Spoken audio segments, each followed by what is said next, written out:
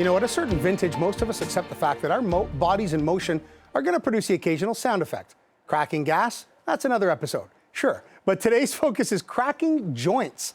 And here to show and tell us some common body sounds and exercises to silence them is chiropractor Nekessa Remy. Nekessa, good morning. Good morning, George. Nice to see you. Likewise. Look, noisy joints. Those are places I used to frequent when I was a younger man. Now it's my knees and my ankles and knuckles and neck. Let's start with the knees. I'll tell you something quickly.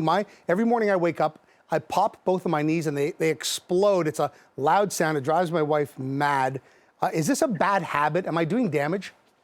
You know what? The good thing is joints are supposed to make sound. There's gas, there's pressure. So sounds aren't necessarily bad as long as it's not painful.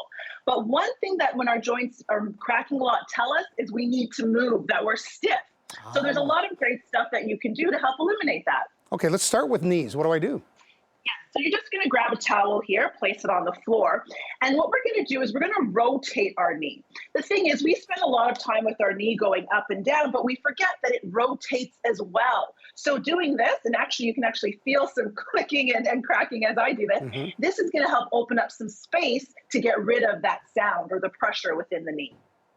Okay, that's great advice. And you know, yeah, just as a reference point too, mine don't hurt when I do that. So I always say that to my wife, say, hey, there's no pain here. It actually feels like a little bit of relief when I do it. So now I can complement it with that motion you just gave, and I've got some medical backing for myself there. Okay, now I'm gonna, I'll make this selfishly about me a lot of this episode because I am old and everything's creaking. I was diagnosed with a rotator cuff tear 2 years ago, just the start of the pandemic, both of them, but one was painful. Oh, do you have more knee stuff first? I'm sorry. I'll show you one. Okay, yeah. I'll show you one other knee one. Sure. Just if you've got a resistance band at home. This is important because a lot of us tend to have very strong quads and weak hamstrings. So this is a great exercise with just a band around the knee, just taking a step back and alternating. You want to strengthen the muscles behind the knee so they're just as strong as the muscles in front of the knee, which is going to help with that motion so that it's not so stiff and achy. Excellent exercise.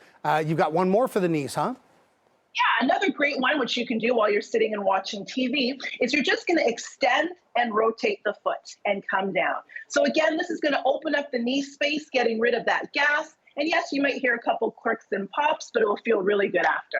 And this is great too, Nekessa, because it's light resistance, right? You don't need to have like a heavy home gym, and you're not necessarily, pushing tin here. You're not exercising yet. This is just to loosen the joints, right? It's all about using what you have, using body movement, body weight. That's all you need. Excellent.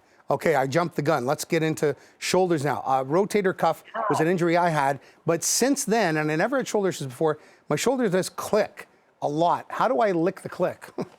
Yeah, so let's just say it's my right hand here or my right shoulder that's injured. I'm going to use a broomstick and my other hand, so my left hand, to guide the movement. So the first thing I'm going to do here is just extend my right arm back.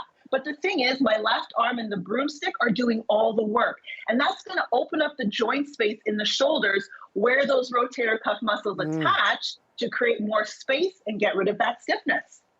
Excellent.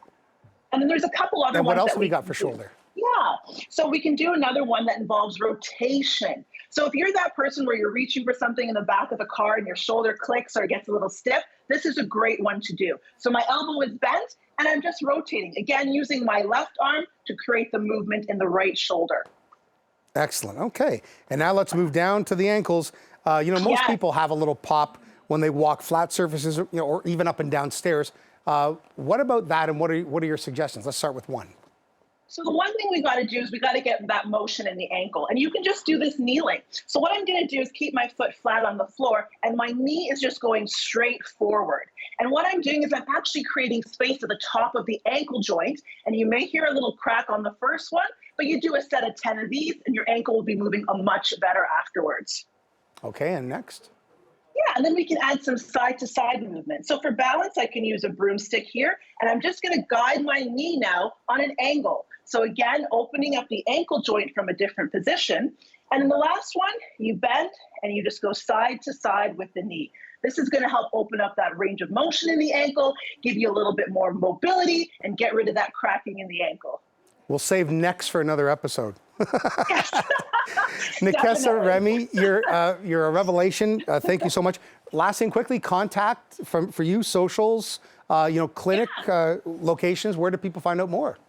I'm at Mississauga's the chiropractic office.ca. Nekessa Remy, chiropractor, always a pleasure. Thanks so much. You help a lot of people here. I'm so happy to help.